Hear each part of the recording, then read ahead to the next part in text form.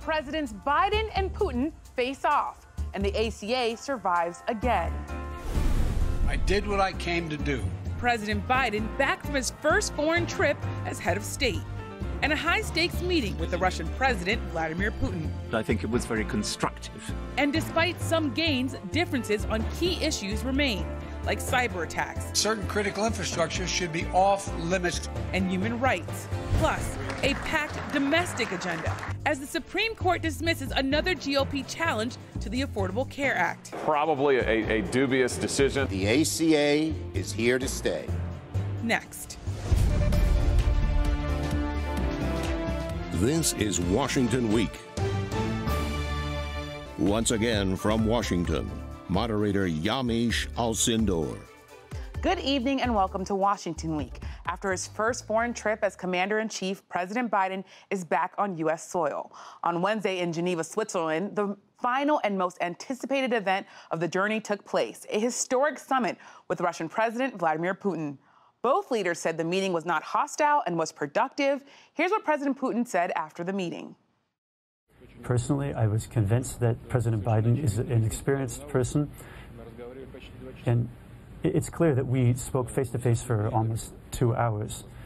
It doesn't happen with all leaders that you have such a detailed conversation face-to-face. But deep divisions remain. Here's President Biden on his blunt message to the Russian president. I made it clear that we will not tolerate attempts to violate our democratic sovereignty or destabilize our democratic elections, and we would respond. The bottom line is, I told President Putin that we need to have some basic rules of the road that we can all abide by. During this trip, President Biden also met with the G7, NATO allies, and the European Union.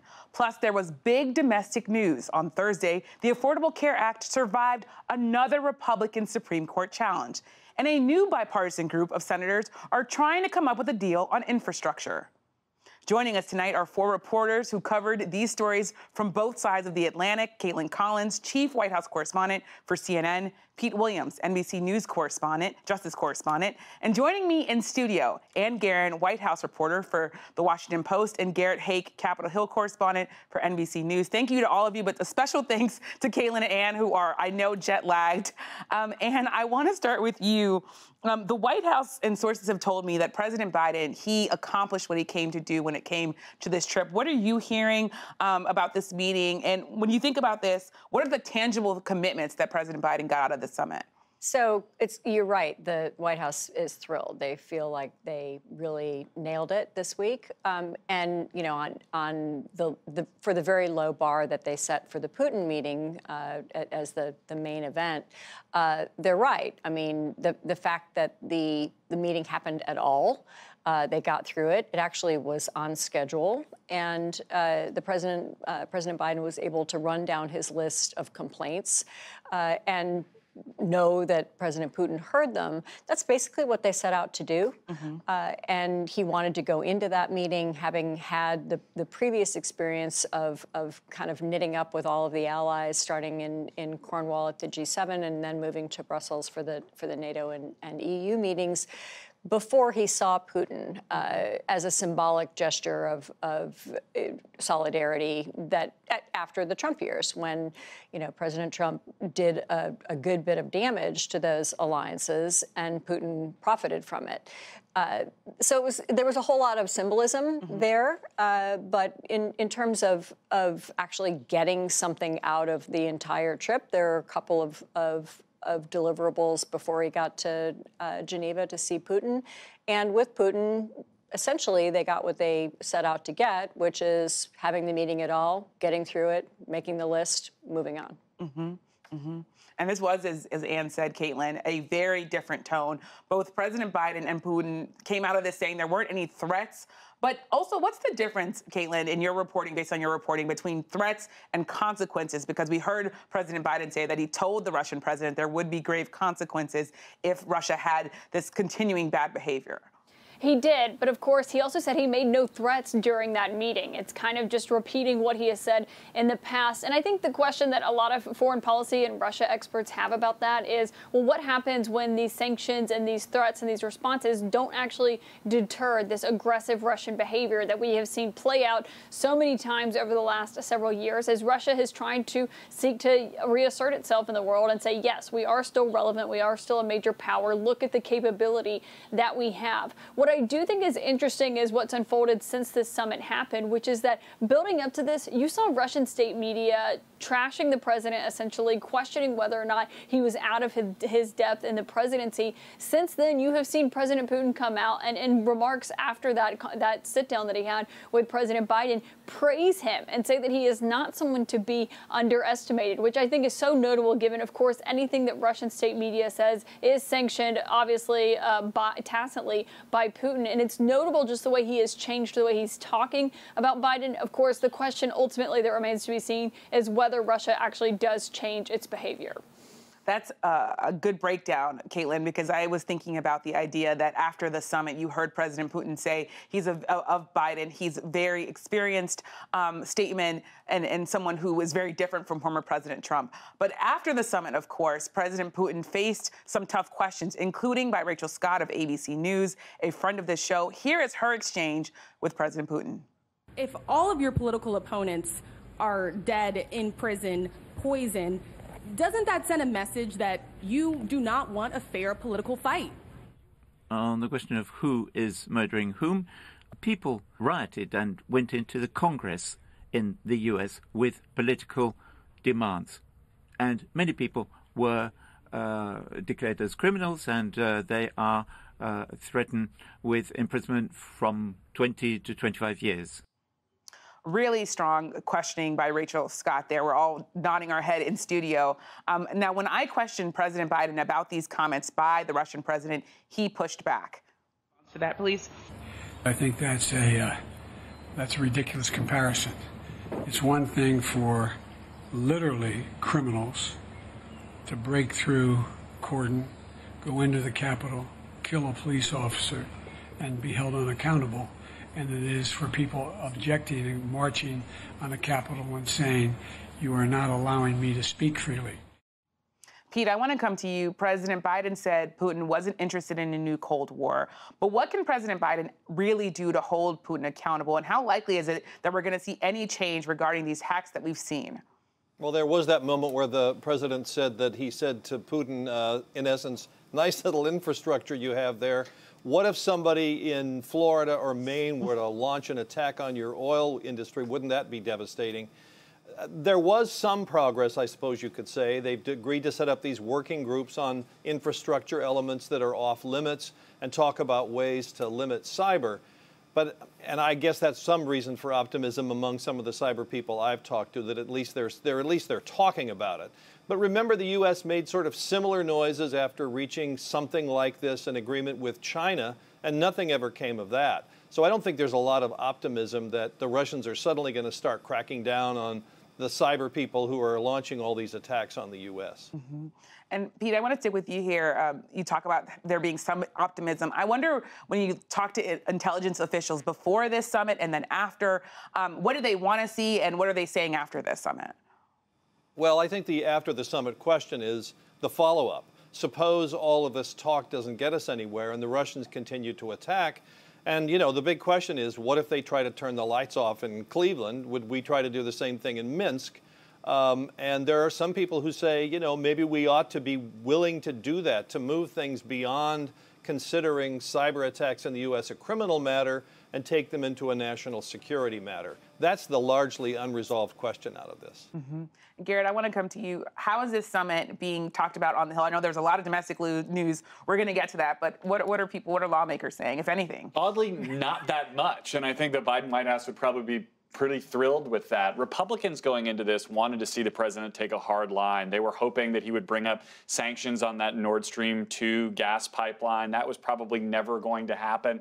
But even afterwards, the criticism that Republicans were reaching for centered around things like, did President Biden give up 16 secret infrastructure items that shouldn't be attacked? It felt kind of ticky-tack and bad faith. I don't think anybody thought that the president stepped on a rake in these conversations. And I think compared to the Helsinki conference with President Trump, when everyone in the bigger Capitol Hill community was kind of holding their breath for the whole week to see how that was going to play out, the relative lack of ripples in the international waters over this was striking in and of itself. But when you're talking about ripples in the international waters, I'm thinking about when I covered former President Trump and his meeting in Helsinki, and those were large waves in the ocean after. So many officials really cringing sometimes. And I want to come to you. Tell me a little bit about what you think this trip reveals about the Biden foreign doctrine. And when you think about kind of where this goes now, did President Biden succeed in putting European leaders at ease that the Trump era is really, really gone and that his view is going to last past 4 years? Yeah, I think I would separate those two things. The Biden foreign policy doctrine is essentially pragmatism, which a lot of foreign policy is about, right? And he clearly did that. But he also, excuse me. It's okay. We were all on a long flight, so I'm clutching my hot tea. So please. But he also, I think, made a real effort to try to take the foreign policy doctrine beyond pragmatism and to say that what the United States wants here is to say to its allies, we're with you. We are back as leaders on the world stage, and the allies were thoroughly thrilled to have that conversation. And yes, they believe him, but you could hear in his answer when I asked him a question at the NATO summit about essentially why should allies believe what you say if Trump is reelected or another Trump-like figure could come in behind in 3 years' time and change, and the pendulum swings and everything changes again. You could tell in his answer that he had been thinking about that question. Yeah. And he didn't have a succinct answer to it. He essentially said, I'm not going to make any promises I don't think will be kept.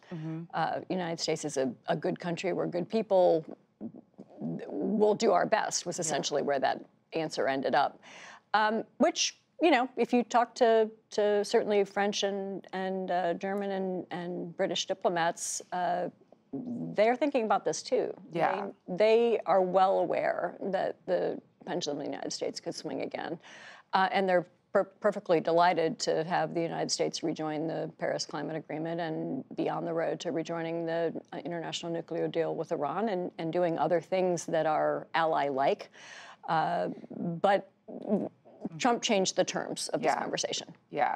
Well, when I talk to international experts, they say a lot of people, a lot of European leaders in particular, they think it's going to take several election cycles for America to really be back. And Caitlin, I want to come to you. There were all these warm meetings with European allies, but there were also, of course, real key differences on things like how to push back on China. What's your reporting tell you about where those relationships stand and how those differences play out?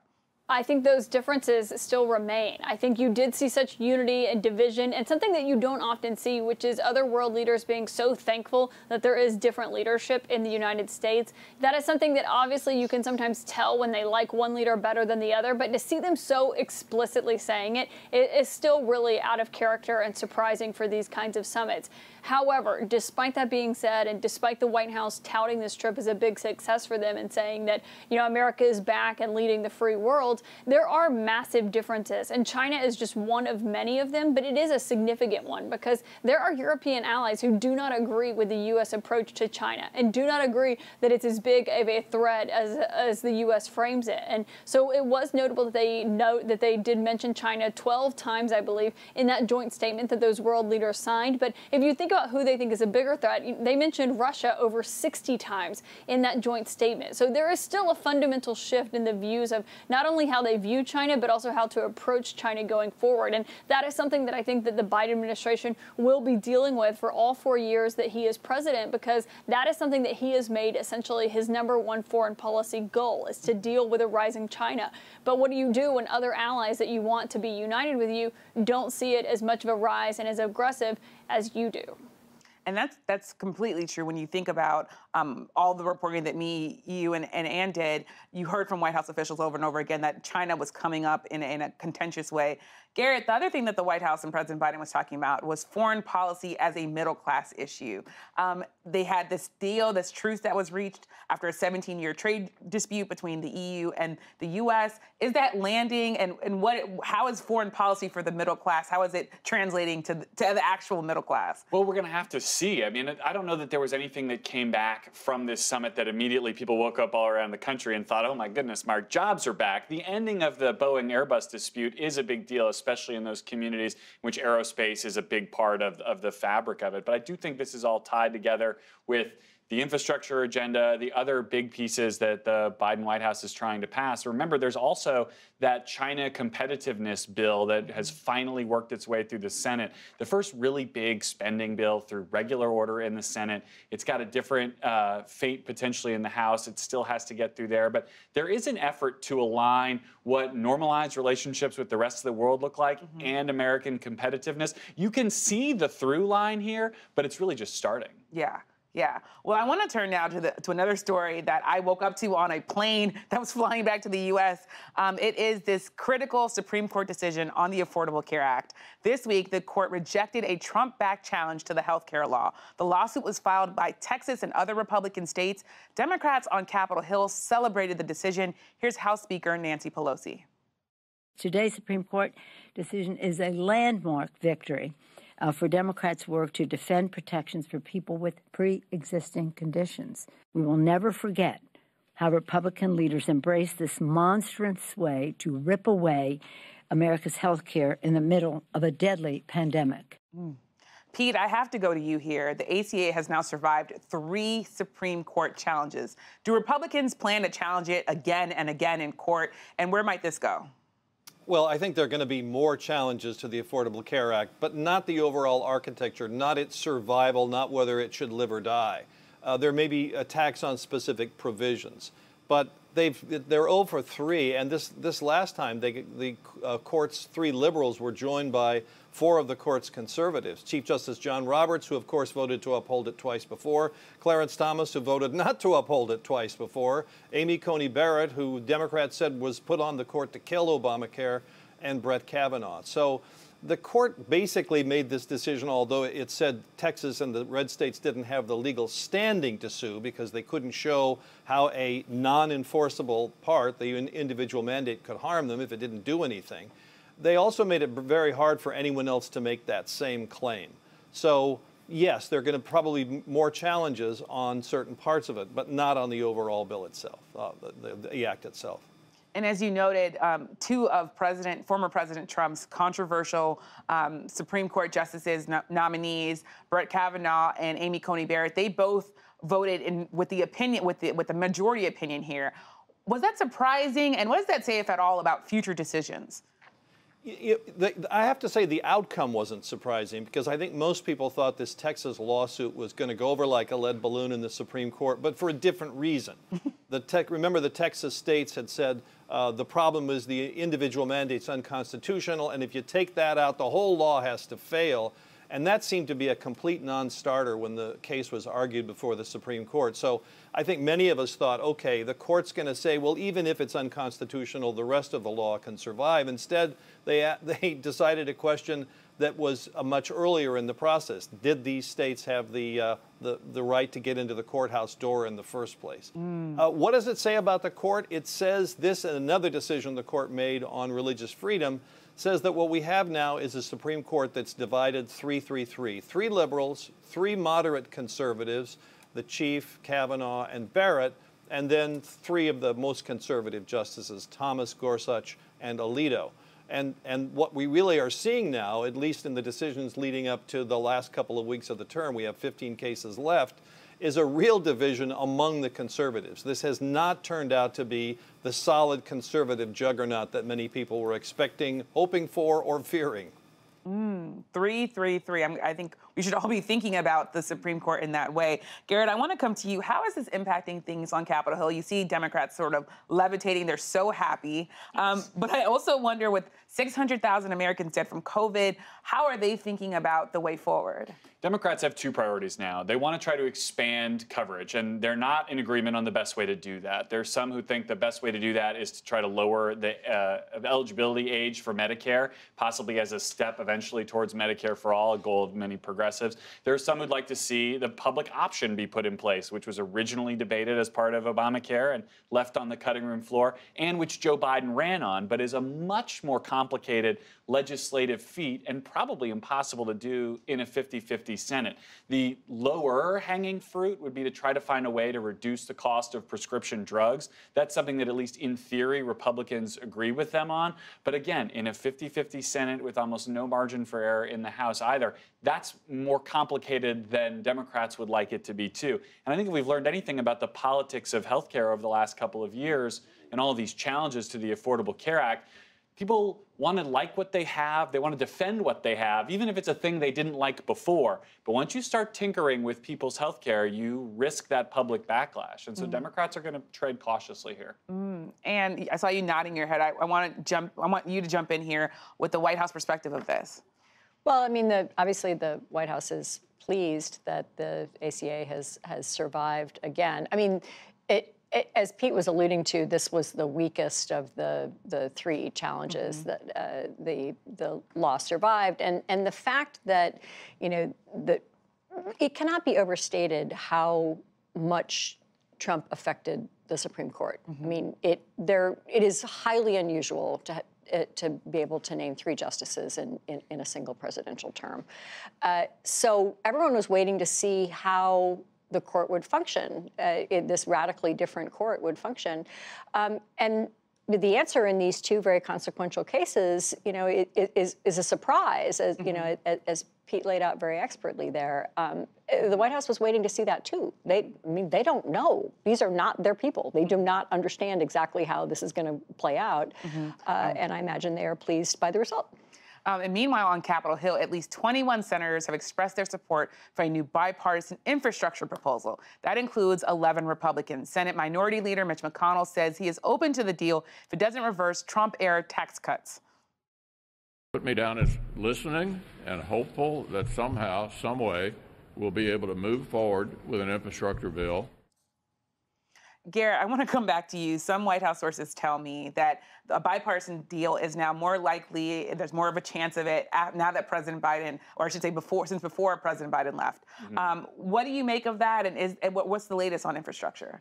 Well, look, I think it wouldn't surprise anyone at this table, and Caitlin as well, that the president is extremely eager to come up with a bipartisan deal if there is one to be had here. And the fact that there are so many Republicans who are in play on this suggests that it's possible. But I'm glad you called it a proposal and not a bill, because right now we don't know exactly what this will cost, exactly how it would be paid for. The White House has already thrown out some of the ideas that Republicans had suggested as a way to pay for this. And for every Republican you bring on, you know, this week was interesting because progressives also found their voice on saying, wait, we had other priorities too, Mr. President, like climate, like the care economy that we wanted to see a part of too. So don't go too far the other direction and set our priorities aside. Are we closer to a bipartisan deal than we were before the president left? Absolutely. But are we close in any real term to something being put on paper and passed through two houses of Congress? Not yet. Caitlin, we only have 10 seconds left, but I want to just come to you. What are you hearing about whether the White House is going to back this deal? I think it's cautious optimism right now. President Biden has said that Ron Klain, who his chief of staff, who stayed back, was part of those negotiations, has been briefed on it, is kept abreast of it, and feels like there is potentially some room there. But as President Biden said today, he is not actually going to look at that proposal, which Garrett noted is not final, until Monday. So really, we don't know yet. And that's all the time we have tonight. Thank you to Caitlin, Pete, and Garrett for sharing your reporting. And thank you for joining us. And before we go on this very first Juneteenth federal holiday, some touching news. This week, New York City announced that it will name a park after former Washington Week moderator Gwen Ifill. The park is located in Gwen's native borough of Queens, New York. Gwen was a mentor to me, and it is amazing and touching to see her legacy continuing to be honored. Thank you again for watching. Make sure to join us for the Washington Week Extra. Catch it live at 8:30 Eastern on YouTube, Facebook, and our website. I'm Yamiche Alcindor, a little jet-lagged, but happy to be here. Good night from Washington.